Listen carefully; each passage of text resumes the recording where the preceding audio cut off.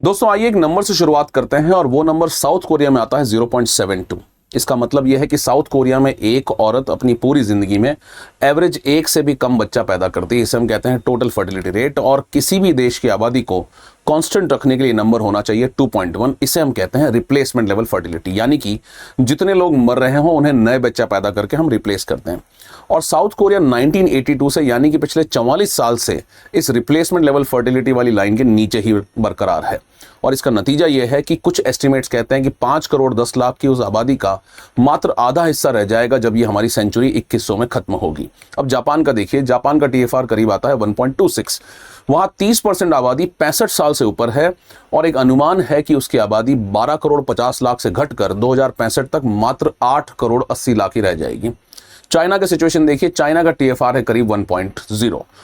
2023 में चाइना की आबादी 20 लाख से घट गई, बड़ी नहीं बल्कि घट गई है। और चाइना ने इसमें क्या किया? जिस देश ने डेकेड्स तक वन चाइल्ड पॉलिसी चलाई थी उसने 2015 में 2 बच्चे पैदा करने की इजाजत दी, 2021 में उसने 3 बच्चे पैदा करने की इजाजत दी और फिर उसने सारी लिमिट्स बच्चे पैदा करने पर हटा दी, लेकिन फिर भी कुछ बदलाव नहीं आया।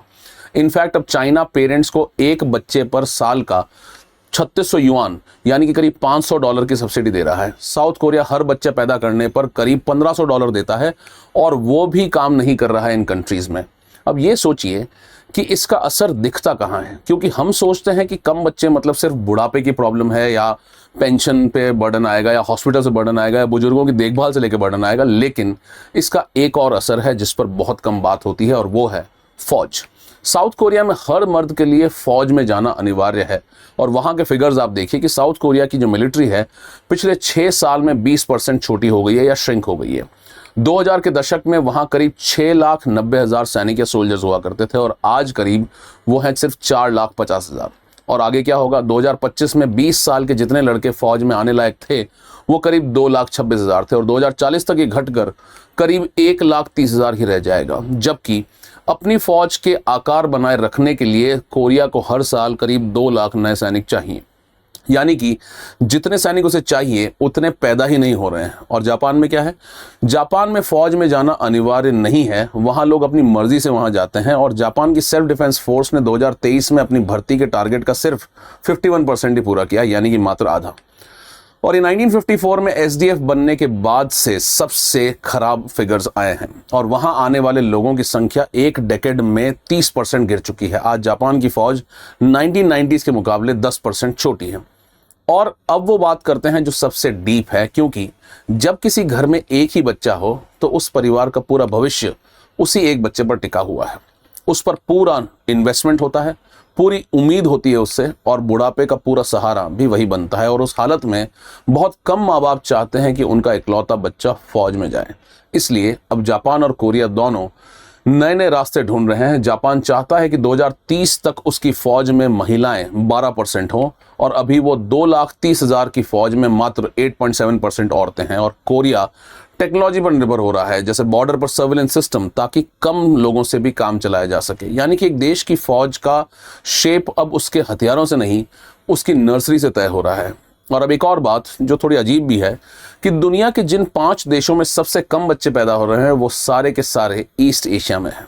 ताइवान में 1.09 है टीएफआर, सिंगापुर में 1.05 और उसके साथ इटली और स्पेन भी हैं जिनमें 1.2 है। यानी कि ये सिर्फ एक देश की प्रॉब्लम नहीं है, ये एक्चुअली पूरा पैटर्न की बात है। और वो पैटर्न हमेशा एक ही तरह से आता है, पहले डेवलपमेंट, फिर एजुकेशन, फिर अर्बनाइजेशन और इसका कंसिक्वेंस होता है कि बच्चे कम पैदा होते हैं। तो सवाल ये है कि इस सब सिचुएशन में इंडिया आज कहाँ खड़ा है? और हम सब यही मानकर बड़े हुए हैं कि इंडिया की प्रॉब्लम उल्टी है, कि हमें पॉपुलेशन एक्सप्लोजन का खतरा है, कि हम बहुत ज़्यादा बच्चे पैदा करते हैं। और अब मैं आपको वो आंकड़ा बताता हूँ जो पिछले साल आया है और जिसे ज़्यादातर लोगों ने देखा तक नहीं है। मई 2026 में रजिस्ट्रार जनरल ऑफ इंडिया ने सैंपल रजिस्ट्रेशन सर्वे की 2024 की रिपोर्ट जारी की। उसके मुताबिक इंडिया का टीएफआर है अब मात्र 1.9, यानी कि इंडिया का बर्थ रेट रिप्लेसमेंट लेवल से नीचे जा चुका है। और ये कोई एक साल की बात नहीं है, एक एनालिसिस के अनुसार लगातार 5वां साल है जब इंडिया उस लाइन के नीचे रह रहा है। और एनएफएचएस 6 के आंकड़ों में भी ये 2.0 पर ही आया था। और अब इस सफर को देखिए कि 1971 में इंडिया का टीएफआर था 5.2, यानी कि एक औरत एवरेज 5 से ज्यादा बच्चे पैदा कर रही थी। 2024 में ये नंबर आया है 1.9 यानी कि एक ही पीढ़ी में एक देश ने अपने परिवार के आकार 3/4 कम कर दिया है। और ये आखिर कैसे हुआ? किसी एक कानून से नहीं हुआ, ये एक्चुअली एजुकेशन से हुआ, अर्बनाइजेशन से हुआ और खासकर विमेन एम्पावरमेंट से हुआ। उसी रिपोर्ट में एक लाइन है जो सब कह देती है कि पढ़ी लिखी महिलाओं का TFR 1.8 है और अनपढ़ महिलाओं का TFR है 3.2। यानी कि एक औरत की पढ़ाई किसी भी फैमिली प्लानिंग कैंपेन से ज्यादा असर कर देती है। और अब हम उस हिस्से पर आते हैं जो इस पूरे वीडियो का असली मुद्दा है, क्योंकि ये 1.9 का नंबर पूरे इंडिया का एवरेज है और इस देश में एवरेज कभी पूरी कहानी क्लियरली नहीं बताता है, क्योंकि नंबर ही इतना बड़ा है हमारे यहाँ लोगों का। अब राज्यों के आंकड़े देखिए या स्टेट्स के फिगर्स देखिए, और ये SRS 2024 के आंकड़े हैं। ये कहते हैं दिल्ली में है 1.2 TFR, पूरे देश में सबसे कम। केरला में 1.3, तमिलनाडु में 1.3, वेस्ट बंगाल 1.3, आंध्र प्रदेश 1.3, महाराष्ट्र 1.4, पंजाब 1.4, कर्नाटका 1.5, तेलंगाना 1.5, हिमाचल 1.5, उड़ीसा 1.5 और गुजरात 1.7। और NFHS 6 के आंकड़ों में तो सिक्किम का TFR 1.1 है, यानी कि जापान से भी कम है। और गोवा, जम्मू कश्मीर और चंडीगढ़ सब 1.5 से नीचे हैं। अब दूसरी तरफ देखिए, बिहार 2.9, उत्तर प्रदेश 2.6, मध्य प्रदेश 2.4, राजस्थान 2.3। और उस रिपोर्ट के मुताबिक पूरे देश में सिर्फ 6 राज्य रिप्लेसमेंट लेवल फर्टिलिटी के ऊपर हैं, और ये हैं बिहार, उत्तर प्रदेश, मध्य प्रदेश, राजस्थान, छत्तीसगढ़ और झारखंड। और बाकी पूरा इंडिया उस TFR जो रिप्लेसमेंट लेवल फर्टिलिटी की लाइन है उससे नीचे है। अब इस फर्क को महसूस कीजिए कि केरला में 1.3 पर ही है TFR और बिहार में है ये 2.9। ये एक ही देश के अंदर दो अलग अलग तरह की दुनिया है। एक एनालिसिस ने इसे ऐसे समझाया कि ये फर्क लगभग उतना है जितना बांग्लादेश और साउथ कोरिया के बीच में है। और ये फर्क सिर्फ बच्चों की नंबर्स में नहीं है। बिहार का नेचुरल ग्रोथ रेट है 20.8 है और केरला का है 3.9। बिहार के गांव में बर्थ रेट 27.5 है और केरला में 11.1। तो ये आखिर कैसे हुआ और साउथ इंडिया ने ये किया कैसे?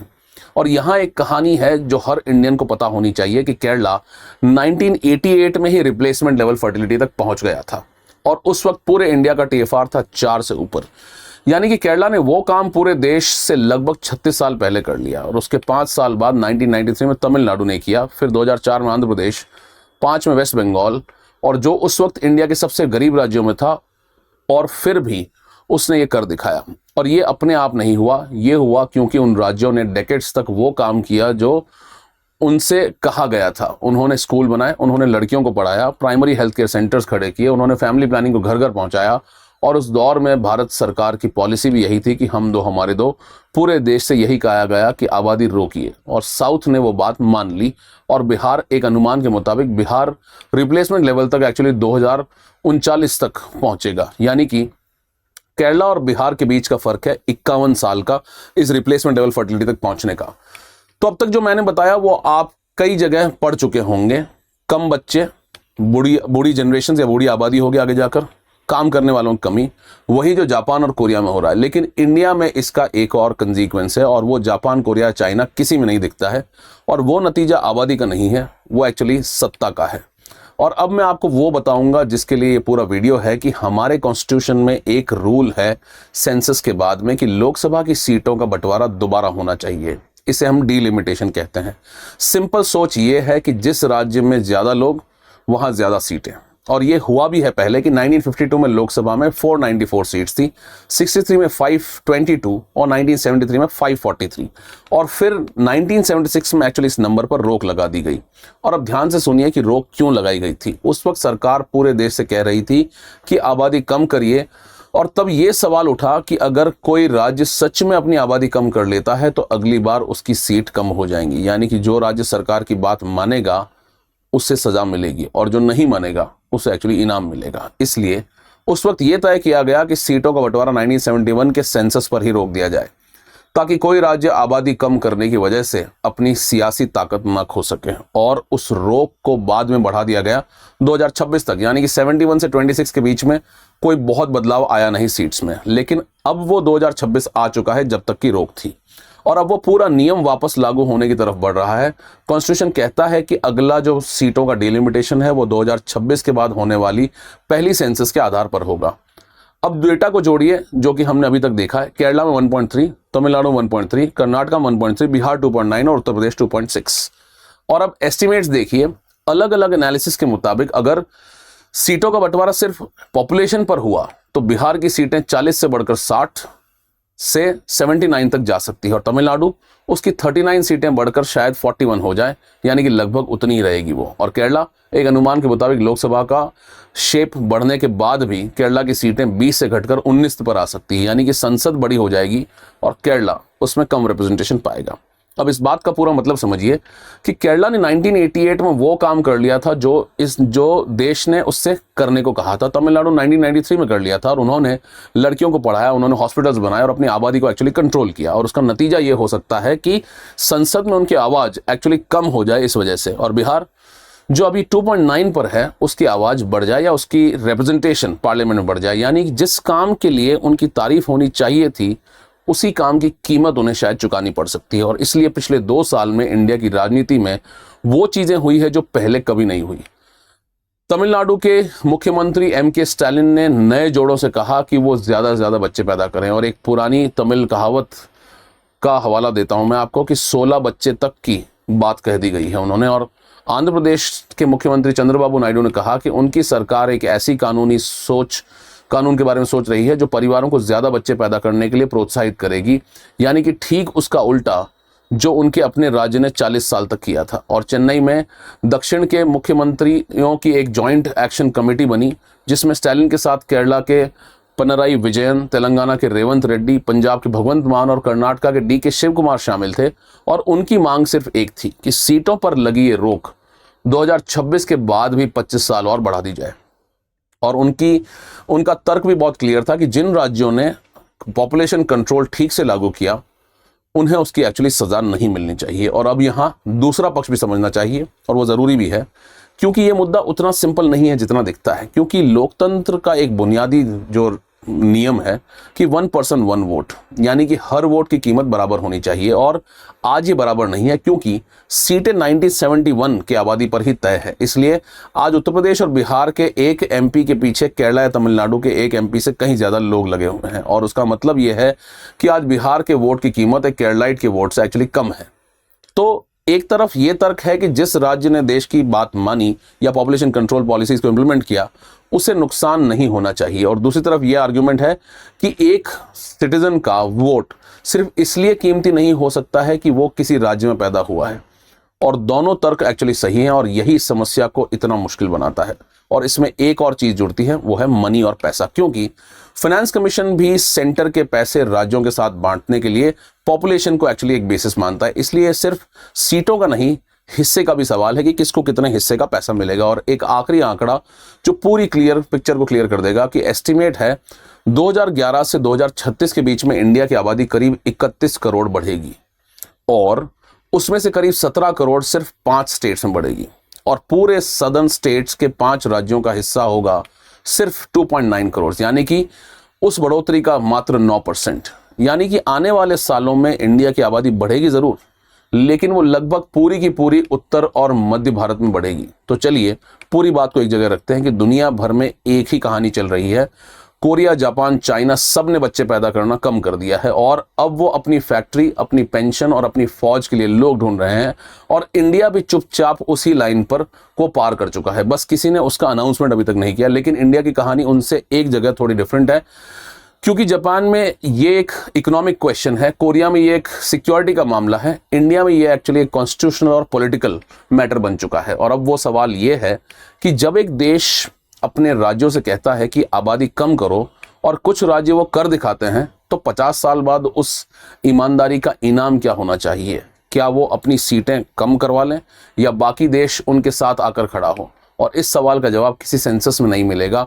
वो जवाब इंडिया को खुद देना पड़ेगा, खुद ढूंढना होगा, और बहुत जल्दी से देना पड़ेगा, क्योंकि जिस लाइन को हमने 1976 में बाद में देखेंगे कहकर टाल दिया था, वो बाद आज आ चुका है। My name is Mangal Singh, I teach anthropology at study IQ IAS। आप मुझसे जुड़ सकते हैं टेलीग्राम हैंडल पर और इंस्टाग्राम चैनल पर। इन QR कोड्स को स्कैन कर @anthropologically on Telegram and @anthropological on Instagram. ये वीडियो आपको कैसी लगी कमेंट करके बताएं, और किन टॉपिक्स पर आप और वीडियोस चाहते हैं प्लीज हमें कमेंट करके बताते हैं। Thank you so much. Study IQ IAS, आपका सिलेक्शन हमारा मिशन।